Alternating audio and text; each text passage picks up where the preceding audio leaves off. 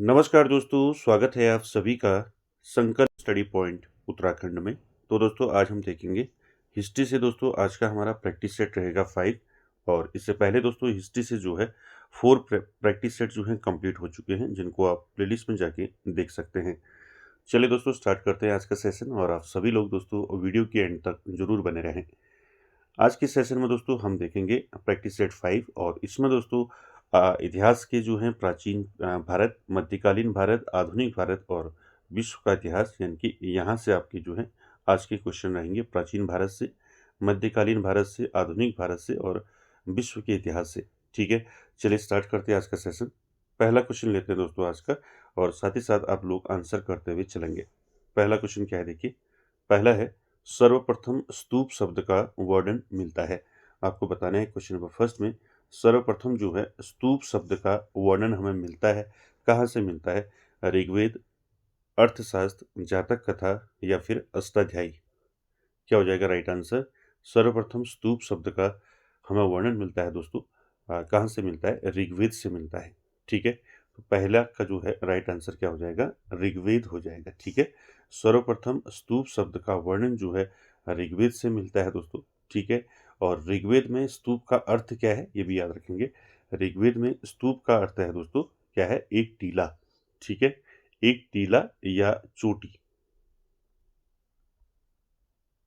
एक एक टीला या चोटी। ठीक है, तो याद रखेंगे जो है स्तूप शब्द का दोस्तों हमें वर्णन मिलता है ऋग्वेद में और इसका अर्थ है दोस्तों एक टीला या चोटी। ठीक है, याद रखेंगे इसको, ए ऑप्शन राइट हो जाएगा। आगे चलते हैं क्वेश्चन नंबर 2 में। क्वेश्चन नंबर 2 का आंसर करना है। क्वेश्चन नंबर 2 है दोस्तों अनात्मवाद सिद्धांत है। आपको बताना है क्वेश्चन नंबर 2 में अनात्मवाद सिद्धांत किससे है? सांख्य का, वेदांत का, जैन दर्शन का या फिर बौद्ध दर्शन का। तो अनात्मवाद सिद्धांत किसका है? तो आप राइट आंसर हो जाएगा यहाँ पर क्वेश्चन नंबर 2 का क्या हो जाएगा? अनात्मवाद सिद्धांत जो है ये बौद्ध दर्शन का है। ठीक है, किसका है? बौद्ध दर्शन का। ठीक है, तो यहाँ पर डी ऑप्शन राइट हो जाएगा। जो अनात्मवाद होता है दोस्तों, अनात्मवाद जो है ये बौद्ध धर्म का एक मूल जो है दार्शनिक सिद्धांत है और ये मानता है कि मनुष्य केवल जो है निरंतर बदलने वाले भौतिक व मानसिक तत्वों का समूह है। ठीक है, याद रखेंगे जो अनात्मवाद है दोस्तों ये क्या मानता है? अनात्मवाद जो है यह मानता है कि मनुष्य जो है केवल निरंतर बदलने वाले भौतिक व मानसिक तत्वों का समूह है। ठीक है, राइट आंसर हो जाएगा बौद्ध दर्शन, यानी कि बौद्ध धर्म का एक मूल सिद्धांत है अनात्मवाद। ठीक है, चलिए अगला क्वेश्चन देखिए, क्वेश्चन नंबर 3 इसका आंसर करेंगे। क्षणिकवाद का जो है प्रतिपादन किया, आपको बताना है क्वेश्चन नंबर 3 में क्षणिकवाद का जो प्रतिपादन है किसने किया? ऑप्शन देखिए, बुद्ध, जैन, चारवाक या फिर न्याय। क्या हो जाएगा राइट आंसर? क्षणिकवाद का प्रतिपादन किया तो किसने किया? क्षणिकवाद का प्रतिपादन तो ये किया दोस्तों बुद्ध ने। ठीक है, यहाँ पर राइट आंसर हो जाएगा आपका ए ऑप्शन राइट हो जाएगा। बुद्ध ने क्षणिकवाद का प्रतिपादन किया। क्षणिकवाद जो है ये बौद्ध दर्शन का एक मौलिक सिद्धांत है, क्षणिकवाद। ठीक है, क्षणिकवाद के अनुसार क्या है दोस्तों आपको याद रखना है, क्षणिकवाद जो है क्षणिकवाद के अनुसार जो है संसार की हर वस्तु जो है, हर वस्तु, विचार या पदार्थ जो है निरंतर परिवर्तनशील और केवल एक क्षण यानी कि पल के लिए ही स्थिर है। ठीक है, याद रखेंगे जो क्षणिकवाद है ये क्षणिकवाद के अनुसार संसार की जो हर वस्तु है, संसार की हर वस्तु, विचार या पदार्थ जो है निरंतर जो है क्या है? परिवर्तनशील है और केवल एक क्षण के लिए ही स्थिर है। ठीक है, तो इसको हम क्षणिकवाद कहते हैं। तो क्षणिकवाद का जो प्रतिपादन है किसने किया था? बुद्ध ने किया था। ठीक है, चलिए अगला क्वेश्चन देखते हैं। अगला क्वेश्चन जो है क्वेश्चन नंबर 4 इसका आंसर करेंगे। क्वेश्चन नंबर 4 क्या है देखिए, क्वेश्चन नंबर 4 है गौतम बुद्ध को एक देवता का स्थान किस राजा के युग में प्राप्त हुआ? क्वेश्चन नंबर 4 का राइट आंसर क्या हो जाएगा? आपको बताना है गौतम बुद्ध को जो है एक देवता का स्थान जो है किस राजा के युग में प्राप्त हुआ? ऑप्शन देखिए, अशोक, कनिष्क, हर्ष, चंद्रगुप्त, विक्रमादित्य। क्या हो जाएगा यहाँ पर राइट आंसर? गौतम बुद्ध को एक देवता का स्थान किस राजा के युग में प्राप्त हुआ? तो राइट आंसर हो जाएगा कनिष्क के युग में। ठीक है, तो यहाँ पर बी ऑप्शन राइट हो जाएगा। कनिष्क। ठीक है, याद रखेंगे। चलिए आगे चलते हैं क्वेश्चन नंबर 5 में। 5 का आंसर करेंगे दोस्तों। क्वेश्चन नंबर 5 है पुष्यमित्र शुंग द्वारा 2 अश्वमेध यज्ञ किए जाने के बारे में जानकारी किस लेख से मिलती है? तो मैंने आपको बताया था दोस्तों शुंग वंश के बारे में। ठीक है, तो पुष्यमित्र शुंग जो है इनके द्वारा 2 अश्वमेध यज्ञ किए गए। तो इसकी जानकारी दोस्तों हमें कहाँ से मिलती है? ऑप्शन देखिए, Sarnath lake, Ayodhya lake, Besnagar lake या फिर हाथी गुम्फा लेक। क्या हो जाएगा राइट आंसर दोस्तों? क्वेश्चन नंबर 5 का पुष्यमित्र शुंग द्वारा 2 अश्वमेध यज्ञ किए गए, जिसकी जानकारी हमें कहाँ से मिलती है? हमें जानकारी मिलती है अयोध्या लेक से। ठीक है, तो यहाँ पर बी ऑप्शन राइट हो जाएगा क्वेश्चन नंबर 5 का। अयोध्या लेक दोस्तों आप जानते हैं किसका है? अयोध्या लेक ये है दोस्तों धनदेव का। ठीक है, किसका है? धनदेव का। धनदेव का है आपका अयोध्या लेक। ठीक है, साथ ही साथ आपको याद रखना है दोस्तों, जो अयोध्या लेक है या अयोध्या अभिलेख है, ये शुंग वंश के इतिहास से जुड़ा हुआ है। ठीक है, आपको याद रखना है अयोध्या जो अभिलेख है दोस्तों, ये किससे जुड़ा हुआ है? शुंग वंश से। ठीक है, शुंग वंश। ठीक है, शुंग वंश से जुड़ा हुआ दोस्तों, शुंग वंश के इतिहास से जुड़ा हुआ है आपका अयोध्या अभिलेख। ठीक है, याद रखेंगे किसका है ये? धनदेव का। ठीक है, यहाँ से हमें जानकारी मिलती है कि पुष्यमित्र शुंग द्वारा 2 अश्वमेध यज्ञ किए गए। ठीक है, चलिए अगला क्वेश्चन देखते हैं। क्वेश्चन नंबर 6 का आंसर करेंगे। 6 है दोस्तों, निम्नलिखित में से कौन सा शासक वर्ण व्यवस्था का रक्षक कहा जाता है? आपको बता रहे हैं दोस्तों क्वेश्चन नंबर 6 में कौन सा शासक वर्ण व्यवस्था का रक्षक कहा जाता है? बताइए, कौन सा शासक जो है वर्ण व्यवस्था का रक्षक कहा जाता है? ऑप्शन देखिए, खारवेल, समुद्रगुप्त, वासुदेव या फिर गौतमीपुत्र सातकर्णी। क्या हो जाएगा राइट आंसर दोस्तों क्वेश्चन नंबर 6 का? किस शासक को जो है वर्ण व्यवस्था का रक्षक कहा जाता है? तो 6 का दोस्तों राइट आंसर हो जाएगा गौतमीपुत्र सातकर्णी। ठीक है, तो यहाँ पर 6 का राइट आंसर क्या हो जाएगा? गौतमीपुत्र सातकर्णी को जो है दोस्तों क्या कहा जाता है? इसको कहा जाता है वर्ण व्यवस्था का रक्षक। ठीक है, किसका रक्षक कहा जाता है? वर्ण व्यवस्था का। ठीक है, याद रखेंगे। गौतमीपुत्र सातकर्णी की बात करें तो दोस्तों ये किस वंश का है? आपको बताया है मैंने, सातवाहन वंश। ठीक है, तो सातवाहन वंश का सबसे प्रतापी शासक माना जाता है दोस्तों गौतमीपुत्र सातकर्णी को। ठीक है, सातवाहन वंश।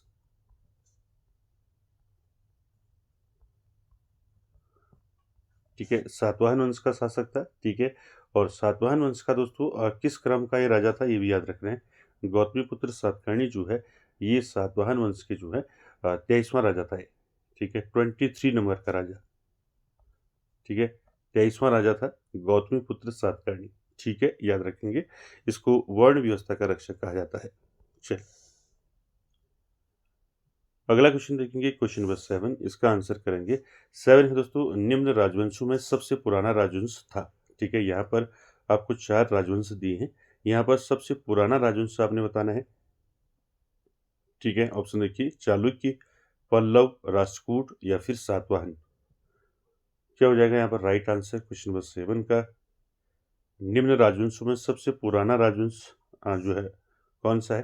तो राइट आंसर हो जाएगा यहाँ पर सातवाहन राजवंश। ठीक है, सबसे पुराना है दोस्तों सातवाहन वंश। ठीक है, सातवाहन वंश की स्थापना कब हुई थी? ठीक है, ये सारा मैंने आपको बताया था। सातवाहन वंश की स्थापना हुई थी दोस्तों 60 ईसा पूर्व में।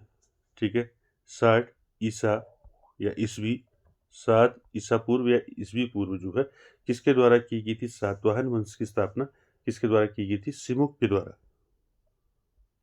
ठीक, किसके द्वारा की गई थी? सिमुक। ठीक है, इसको याद रखेंगे, सिमुक द्वारा की गई थी। और सातवाहन वंश की जो राजधानी थी दोस्तों कहाँ थी? सातवाहन वंश की राजधानी थी दोस्तों प्रतिष्ठान। ठीक है, क्या थी? प्रतिष्ठान।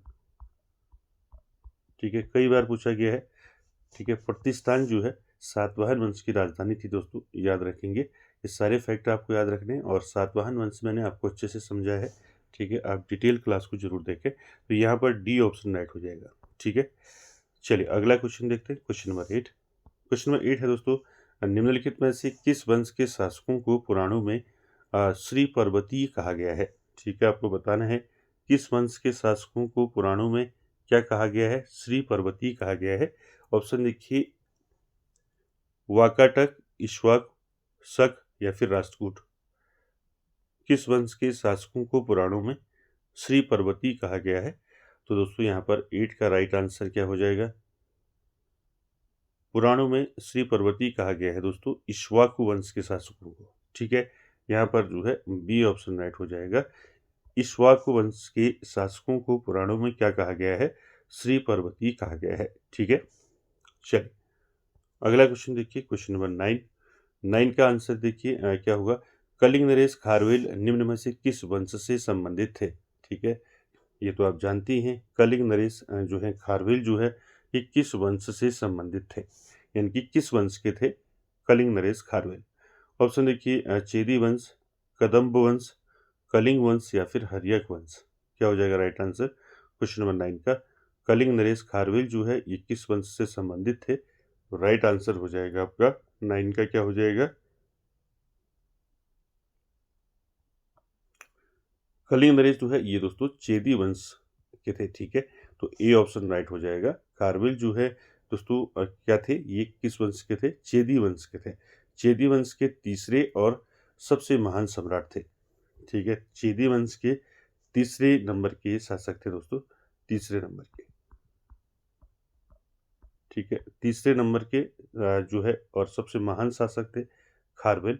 ठीक है, साथ ही साथ दोस्तों आपको याद रखना है खारवेल का उल्लेख दोस्तों हमें कहाँ से मिलता है, ये भी बताया था मैंने आपको। खारवेल का जो उल्लेख है दोस्तों हमें कहाँ से मिलता है? और इनका उल्लेख हमें मिलता है हाथी गुम्फा अभिलेख से। ठीक है, किससे मिलता है? हाथी हाथी गुम्फा अभिलेख। ठीक है, आपको याद रखना है हाथी गुम्फा अभिलेख से हमें खारवेल के बारे में जानकारी मिलती है, जहाँ पर जो है खारवेल को क्या कहा गया है? कलिंगाधिपति कहा गया है। ठीक है, याद रखेंगे दोस्तों, ये इंपॉर्टेंट आपका पूछा जा सकता है आपको कि जो है खारवेल को कलिंगाधिपति कलिंगाधिपति कहा गया है, किसमें कहा गया है ये आपको पूछा जा सकता है। तो ये याद रखेंगे खारवेल को जो है हाथी गुम्फा अभिलेख में क्या कहा गया है? क्या कहा गया है इसमें? कलिंगाधिपति। ठीक है, क्या कहा गया है?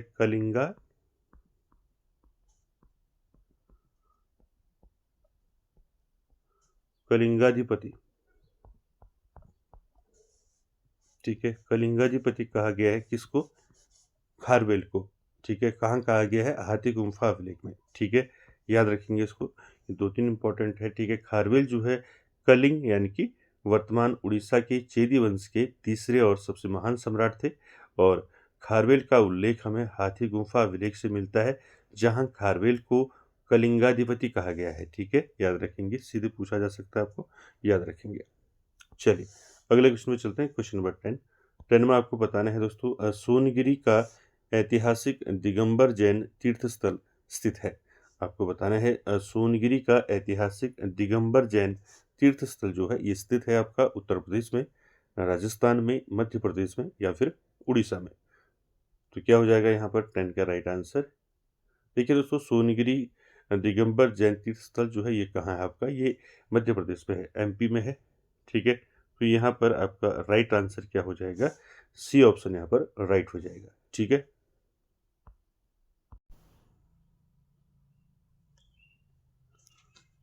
चलिए अगला क्वेश्चन देखते हैं, क्वेश्चन नंबर 11। क्वेश्चन नंबर 11 में दोस्तों आपने आंसर करना है। देखिए क्वेश्चन क्या है, दिल्ली सल्तनत का कौन सा सुल्तान लाख बख्श के नाम से जाना जाता है?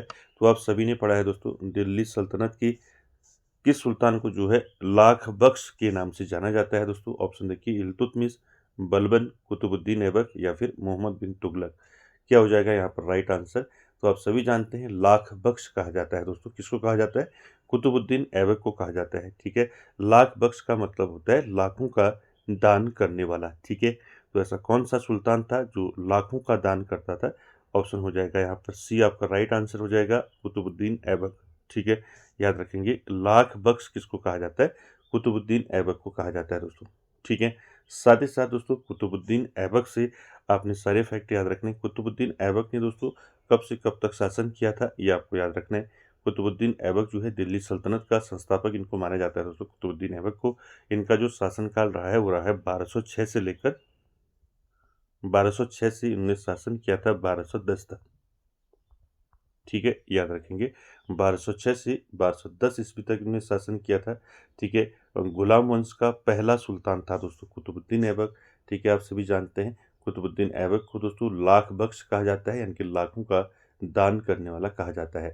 ठीक है, एक क्वेश्चन आपने कई बार देखा होगा कि कुतुबुद्दीन ऐबक की जो है मृत्यु कैसे हुई थी, तो ये भी याद रखेंगे। क्वेश्चन पूछा जाता है कि किस सुल्तान की मृत्यु जो है चौगान यानी कि पोलो खेलते हुए घोड़े से गिरकर हुई थी, तो आपका आंसर हो जाएगा कुतुबुद्दीन ऐबक। ठीक है, कुतुबुद्दीन ऐबक की जो मृत्यु हुई थी दोस्तों 1210 में हुई थी। कैसे हुई थी? यानी कि चौगान यानी कि पोलो खेलते समय घोड़े से गिरकर हुई थी। ठीक है, पोलो खेलते समय, पोलो या आपका चौगान खेलते हुए घोड़े से गिरकर जो है इनकी मृत्यु हुई थी। ठीक है, तो यहाँ पर जो है कुतुबुद्दीन ऐबक से आपको इतनी चीज़ें याद रखनी है। ठीक है, चलिए आगे चलते हैं। क्वेश्चन नंबर 12 में 12 का आंसर करेंगे। 12 क्वेश्चन नंबर है, देखिए क्वउत कौवत उल इस्लाम तथा अढ़ाई दिन का झोपड़ा जो है क्रमशः स्थित है। ये दोनों जो है दोस्तों क्या है, ये मस्जिद हैं दोनों। ठीक है, ये क्रमशः कहाँ स्थित है आपको बताना है, यानी कि कौवत उल इस्लाम और अढ़ाई दिन का झोपड़ा ये कहाँ स्थित है। ऑप्शन देखिए, दिल्ली एवं लाहौर, अजमेर एवं दिल्ली, लाहौर एवं अजमेर, या फिर दिल्ली एवं अजमेर। क्या हो जाएगा राइट आंसर यहाँ पर? कौवत उल इस्लाम और अढ़ाई दिन का झोपड़ा। तो राइट आंसर हो जाएगा 12 का, क्या हो जाएगा, दिल्ली और अजमेर। ठीक है, याद रखेंगे डी ऑप्शन यहाँ पर राइट हो जाएगा। अढ़ाई दिन का झोपड़ा जो है ये कहाँ है, ये आपका अजमेर में है, और कौवत उल इस्लाम जो है ये दिल्ली में है। ठीक है, याद रखेंगे इन दोनों को किसने बनवाया था, ये भी आपको याद रखना है। इन दोनों को बनवाया था दोस्तों कुतुबुद्दीन ऐबक ने। ठीक है, किसने बनाया था?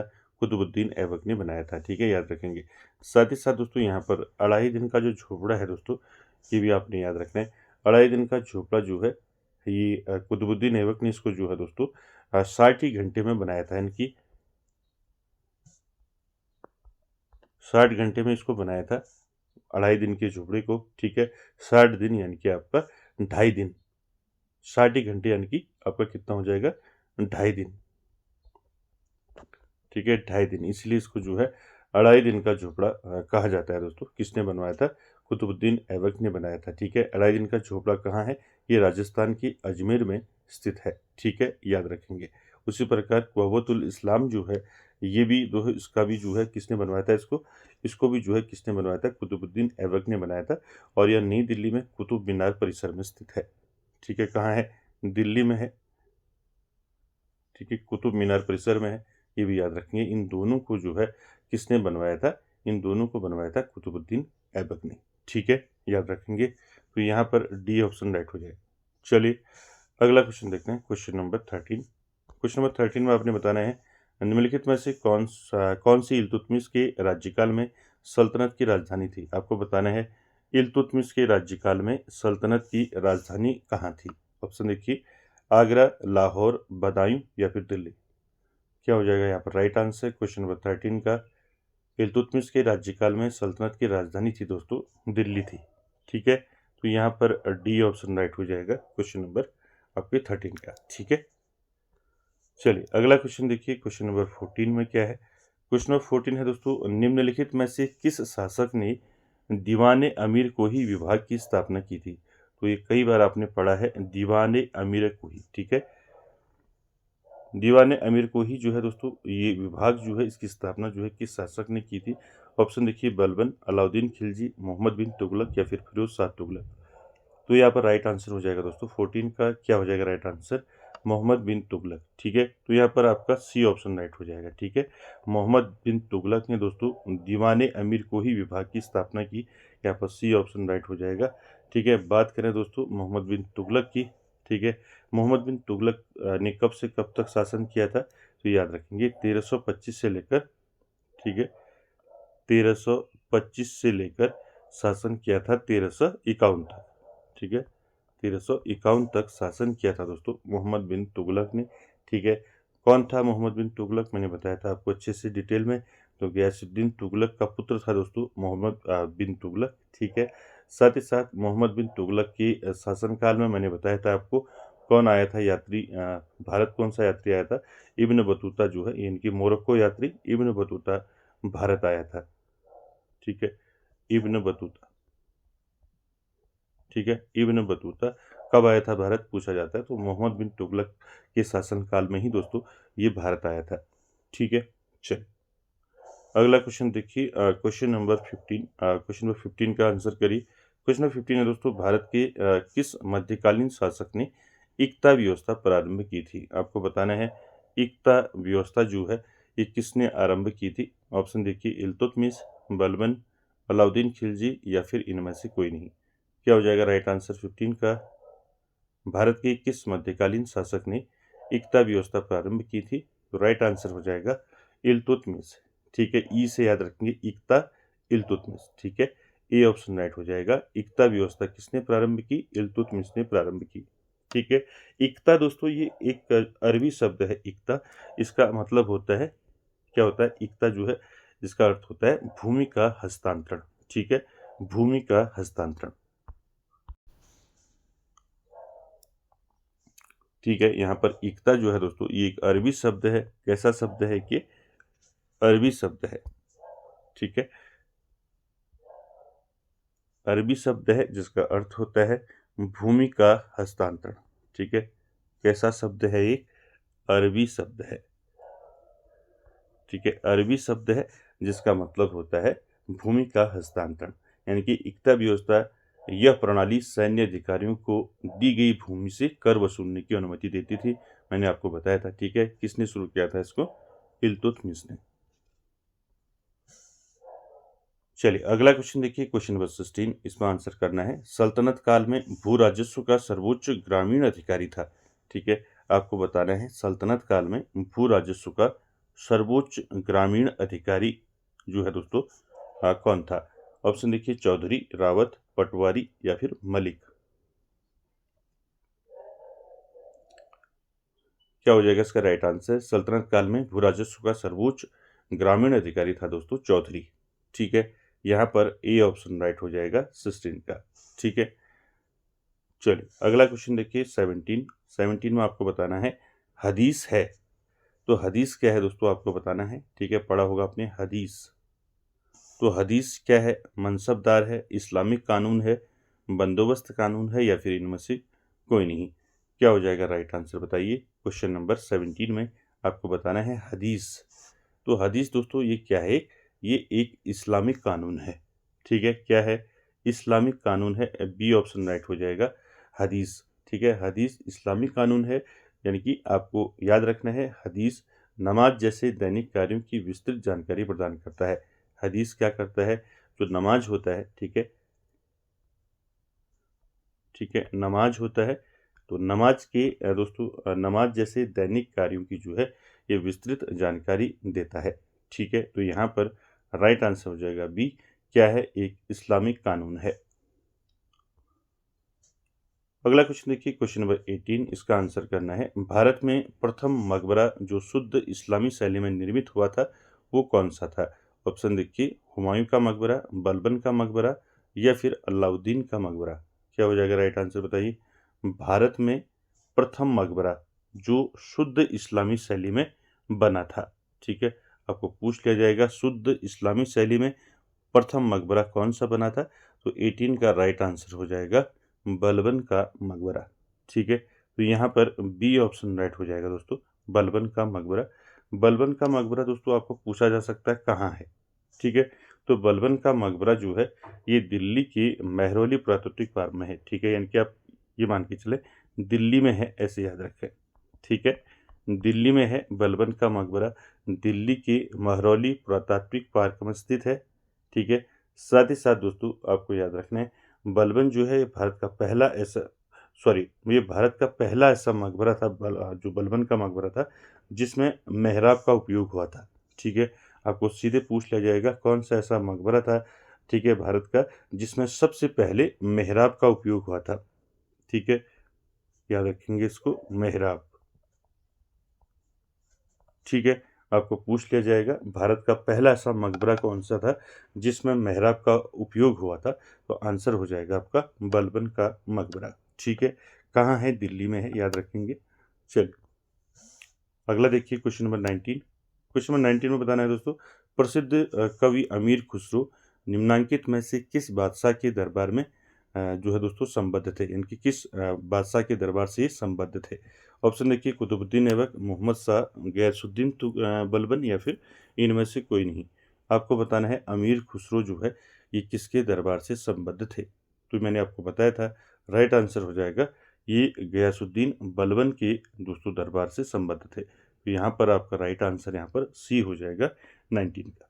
ठीक है, चलिए अगला क्वेश्चन देखिए, क्वेश्चन नंबर 20। क्वेश्चन नंबर 20 है, भारत में पोलो खेल का प्रचलन किया। ठीक है, भारत में पोलो खेल का प्रचलन किया किसने किया? बताइए, यूनानियों ने, तुर्कों ने, मुगलों ने, या फिर अंग्रेजों ने? तो राइट आंसर क्या हो जाएगा 20 का? भारत में पोलो खेल का जो प्रचलन किया था दोस्तों, वो क्या था? तुर्कों ने। ठीक है, तो यहाँ पर बी ऑप्शन राइट हो जाएगा।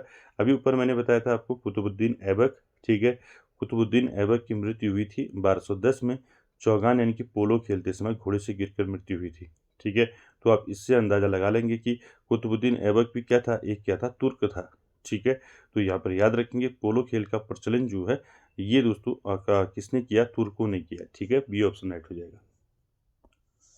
चलिए आगे चलिए, क्वेश्चन नंबर 21 में। 21 का आपको आंसर करना है, निम्नलिखित मध्यकालीन विद्वानों लेखकों में कौन जैन धर्म का अनुयायी था?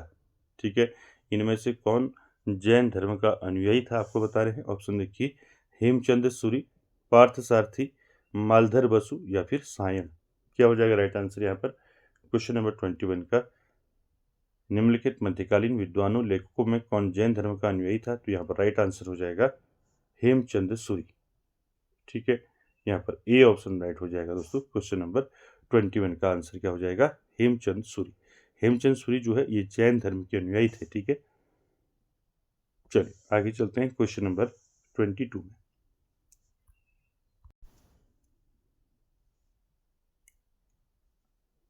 चलिए क्वेश्चन नंबर 22 में आंसर करेंगे, वास्को डी गामा कालीकट कब जो है दोस्तों पहुंचा था, किस वर्ष आया था? तो ये इजी सा क्वेश्चन है, आप सभी जानते हैं कब आया था। क्या हो जाएगा आंसर क्वेश्चन नंबर 22 का? तो 22 का राइट आंसर क्या हो जाएगा? वास्को डी गामा कालीकट किस वर्ष आया? तो 22 का राइट आंसर हो जाएगा, क्या हो जाएगा? 1498 ईस्वी में आया था। ठीक है, तो यहाँ पर बी ऑप्शन राइट हो जाएगा दोस्तों। 1498 ईस्वी में जो है दोस्तों ये कालीकट पहुंचा था वास्को डी गामा। ठीक है, यहाँ पर कुछ इंपॉर्टेंट फैक्ट आपको याद रखने। ठीक है, जो वास्को डी गामा था दोस्तों, आपको याद रखना है, वास्को डी गामा जो है ये क्या था? एक पुर्तगाली जो है खोज करता था। ठीक है, कौन था? पुर्तगाली। ठीक है, पुर्तगाली जो है पुर्तगाली था, खोज करता था। ठीक है, और यूरोप से भारत तक के समुद्री मार्ग की इसने खोज की थी। ठीक है, वास्को डिगामा ने दोस्तों यूरोप से,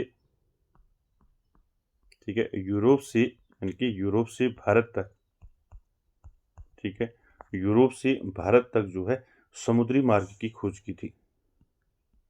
ठीक है, समुद्री मार्ग की खोज। ठीक है, याद रखेंगे, क्वेश्चन पूछ लिया जाता है कि यूरोप से भारत तक के समुद्री मार्ग की खोज किसने की थी? तो ये की थी वास्को डिगामा ने। ठीक है, वास्को डिगामा दोस्तों ये 1498 ईस्वी में कहाँ पहुंचा था? कालीकट पहुंचा था। ठीक है, कालीकट यानी कि आपका वर्तमान केरल। ठीक है, वर्तमान केरल यानी कि कालीकट यानी कि वर्तमान केरल के तट पर जो है दोस्तों ये पहुंचा था कब? 1498 में। ठीक है, अगर वैसे डेट पूछी जाएगी तो याद रखेंगे 20 मई। ठीक है, 20 मई 1498। ठीक है, याद रखेंगे 20 मई 1498 को तो उसको वास्को डिगामा भारत के कालीकट तट पर पहुंचा था। ठीक है, ये सारी चीज़ें आपको याद रखनी है वास्को डिगामा से। चलिए आगे चलते हैं, क्वेश्चन नंबर 23 में आपको बताना है, देखिए मध्यकाल में सर्वप्रथम भारत से व्यापार संबंध स्थापित करने वाले थे। ठीक है, आपको बताना है मध्यकाल में सर्वप्रथम भारत से व्यापार संबंध स्थापित करने वाले कौन थे? डच थे, अंग्रेज थे या फ्रांसीसी थे या फिर पुर्तगाली थे? क्या हो जाएगा राइट आंसर क्वेश्चन नंबर 23 का?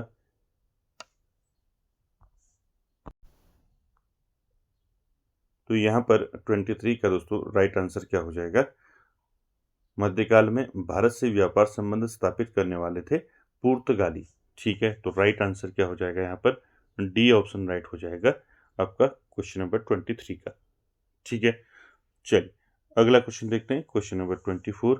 24 का आंसर करेंगे। 24 क्वेश्चन नंबर देखिए क्या है। 24 है दोस्तों, निम्नलिखित में से किसने वास्को डिगामा का कालीकट में स्वागत किया था? ठीक है, आपको बताना है। वास्को डिगामा अभी ऊपर बताया था मैंने, ये एक पुर्तगाली खोजकर्ता था। ठीक है, जो भारत की जो है वास्को डिगामा जो है भारत के कालीकट यानी कि केरल में, केरल तट पर जो है 20 मई आपका 20 मई 1498 ईस्वी में जो है ये पहुंचा था कालीकट। ठीक है, कालीकट में जो है दोस्तों इसका स्वागत किसने किया था? ऑप्शन देखिए, अल्बुकर्क, जमोरिन, जेस्पर या फिर इनमें से कोई नहीं। क्या हो जाएगा राइट आंसर क्वेश्चन नंबर 24 का? राइट आंसर हो जाएगा दोस्तों जमोरिन। ठीक है, बी ऑप्शन राइट हो जाएगा। याद रखेंगे दोस्तों। ठीक है, वास्को डिगामा पहले तो आपको याद रखना है ये कब जो है भारत की कालीकट यानी कि केरल तट पर पहुंचा था। तो याद रखेंगे 20 मई। ठीक है, 20 मई 1498 में दोस्तों ये कहाँ पहुंचा था? कालीकट पहुंचा था। ठीक है, और जहां पर इसका स्वागत किया था जमोरिन ने। ठीक है, अब यहाँ पर याद रखना दोस्तों जमोरिन कौन था? ठीक है, जमोरिन दोस्तों एक ये हिंदू शासक था। ठीक है, यानी कि मध्यकालीन भारत के मालाबार तट यानी कि वर्तमान केरल का एक क्या था? एक केरल का एक हिंदू शासक था। ठीक है, हिंदू शासक, हिंदू शासक। ठीक है, याद रखेंगे जो जमोरिन था ये हिंदू शासक था। इसने वास्को डिगामा का जो है क्या किया था? स्वागत किया था कालीकट केरल में। ठीक है, चलिए आगे चलते हैं। Question number 25। 25 में बताना है भारत में पुर्तगाली शक्ति का वास्तविक संस्थापक कौन था?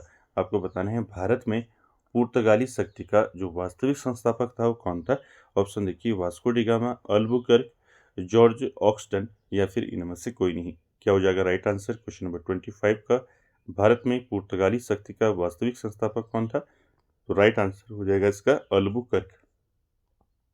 ठीक है, बी ऑप्शन राइट हो जाएगा। अल्बुकर्क को जो है पुर्तगाल यानी कि भारत में पुर्तगाली शक्ति का जो है वास्तविक संस्थापक माना जाता है। ठीक है, चलिए आगे चलते हैं अगले क्वेश्चन पर।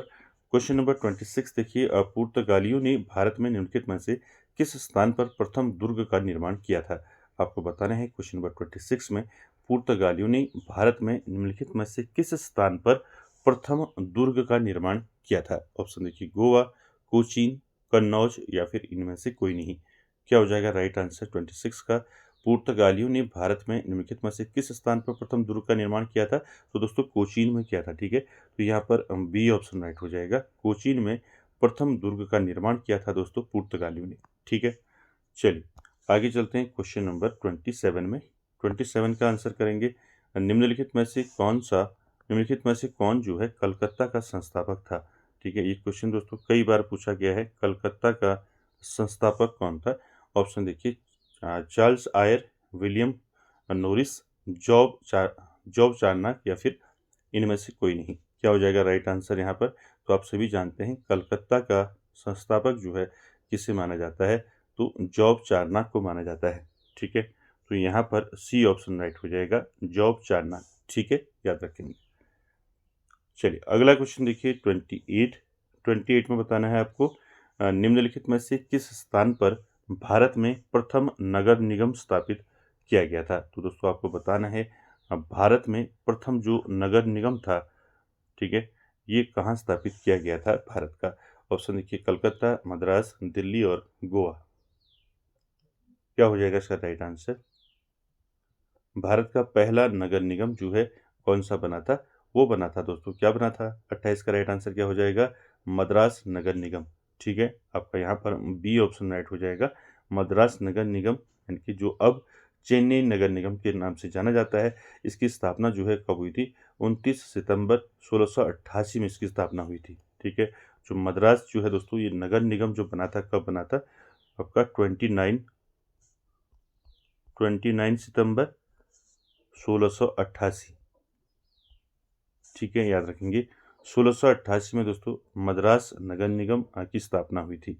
ठीक है, ये दोस्तों भारत में प्रथम नगर निगम था। ठीक है, मद्रास नगर निगम। ठीक है, पूछा जाएगा आपको भारत का प्रथम नगर निगम कौन सा था, तो ये मद्रास नगर निगम था। इसकी स्थापना कब हुई आपको पूछ लिया जाएगा, तो इसकी स्थापना भी याद रखेंगे। ठीक हो गया। चलिए आगे चलते हैं क्वेश्चन नंबर 29 में। 29 में आपको बताना है निम्नलिखित ब्रिटिश कंपनियों में से किसे भारत में व्यापार करने का पहला अधिकार पत्र प्राप्त हुआ था। आपको बताना है, यहाँ पर आपको ब्रिटिश कंपनियां दी हैं। ठीक है, और किसे जो है भारत में व्यापार करने का पहला अधिकार पत्र मिला था, प्राप्त हुआ था। तो ऑप्शन देखिए, लिवेंट कंपनी और Ostend company, east India company, या फिर इनमें से कोई नहीं। क्या हो जाएगा राइट आंसर क्वेश्चन नंबर 29 का। निम्नलिखित ब्रिटिश कंपनियों में किसे भारत में व्यापार करने का पहला अधिकार पत्र प्राप्त हुआ था, तो ये सबसे पहले जो अधिकार पत्र प्राप्त हुआ था वो हुआ था आपका लिवेंट कंपनी को। ठीक है, यहाँ पर ए ऑप्शन राइट हो जाएगा 29 का। लिवेंट कंपनी दोस्तों ये जो है कब स्थापित हुई थी, ये भी याद रखेंगे। स्थापित हुई थी 1582 में। ठीक है, 1582 में स्थापित हुई थी दोस्तों लिवेंट कंपनी। ठीक है, जिसको टर्की मर्चेंट के नाम से भी इसको जाना जाता था दोस्तों। ठीक है, लिवेंट कंपनी को टर्की मर्चेंट्स के नाम से भी जाना जाता है। ठीक है, कब हुई स्थापित, 1582 में। चलिए आगे चलते हैं। क्वेश्चन नंबर 30 देखिए। 30 है, ईस्ट इंडिया कंपनी की प्रथम फैक्ट्री स्थापित की गई थी। ठीक है, आपको बताना है ईस्ट इंडिया कंपनी की जो प्रथम फैक्ट्री थी वो कहाँ स्थापित की गई थी। ऑप्शन देखिए, पुणे में, गोवा में, सूरत में, या फिर पांडिचेरी में। तो यहाँ पर राइट आंसर क्या हो जाएगा दोस्तों क्वेश्चन नंबर 30 का। ईस्ट इंडिया कंपनी ने अपनी पहली जो फैक्ट्री है वो कहाँ स्थापित की थी, राइट आंसर हो जाएगा सूरत में स्थापित की थी। ठीक है, तो यहाँ पर सी ऑप्शन राइट हो जाएगा, सूरत में स्थापित की थी, गुजरात के सूरत में। ठीक है, कब की गई थी ये भी याद रखेंगे। तो प्रथम जो फैक्ट्री जो स्थापित की गई थी सूरत में, गुजरात की, कब की गई थी, 1613 में। ठीक है, 1613 ईस्वी में जो है सबसे पहले जो है ईस्ट इंडिया कंपनी की प्रथम फैक्ट्री जो है ये स्थापित हुई थी दोस्तों गुजरात की सूरत में 1613 में। ठीक है, लेकिन अगर आपको पूछा जाता है सबसे पहले जो है इन लोगों ने जो है प्रयास, ईस्ट इंडिया कंपनी ने पहले सबसे पहले प्रयास किया था।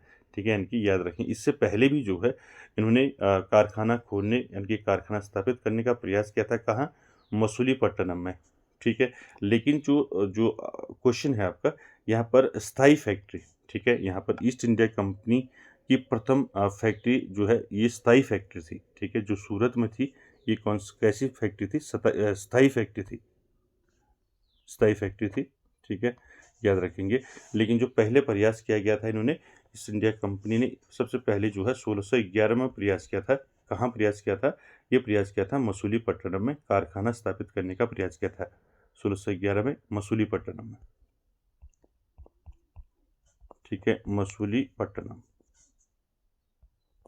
ठीक है, ये याद रखेंगे 1611 में मसूलीपट्टनम में अपना कारखाना स्थापित करने का प्रयास किया था पहली बार ईस्ट इंडिया कंपनी ने। ठीक है, लेकिन जो इनकी पहली जो प्रथम स्थायी फैक्ट्री थी वो थी गुजरात की सूरत में। ठीक है, कब स्थापित हुई, 1613 में। ठीक है, दोनों चीज याद रखेंगे। ठीक है, चलिए आगे चलते हैं क्वेश्चन नंबर 31 में। 31 में बताना है दोस्तों बोस्टन टी पार्टी की घटना के नायक कौन थे। तो दोस्तों बोस्टन टी पार्टी, ठीक है, आप सभी ने पढ़ा है।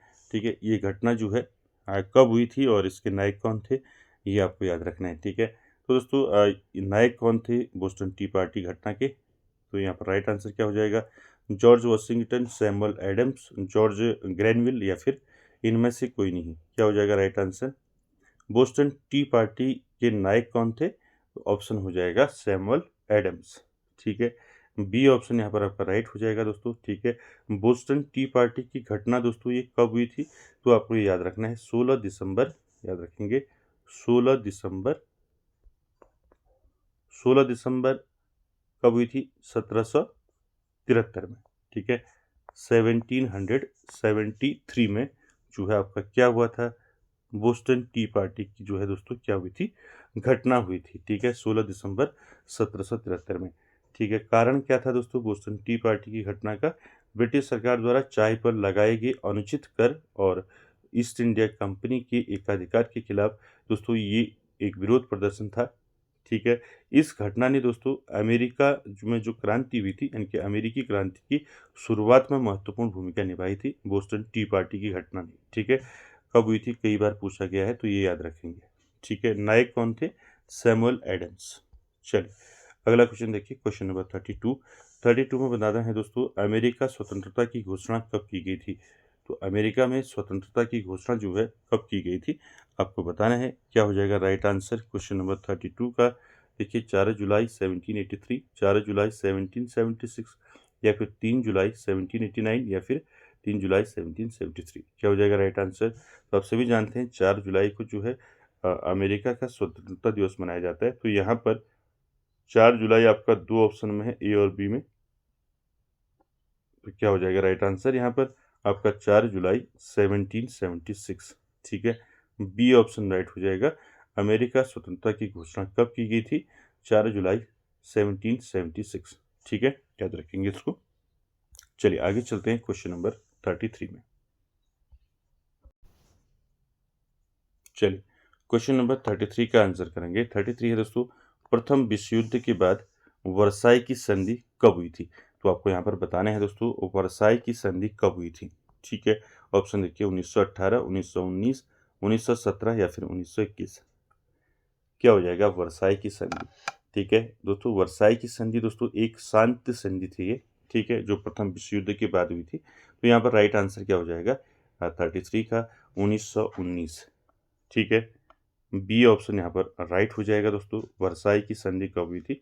1919 ईस्वी में। अगर डेट पूछी जाती है तो दोस्तों डेट भी याद रखेंगे। ठीक है, ये जो है 28 जून 1919 को हुई थी। ठीक है, 28 जून 1919 को दोस्तों वर्साई की संधि हुई थी। ठीक है, याद रखेंगे। प्रथम विश्व युद्ध के बाद एक शांति संधि थी दोस्तों, जिसने युद्ध समाप्त किया।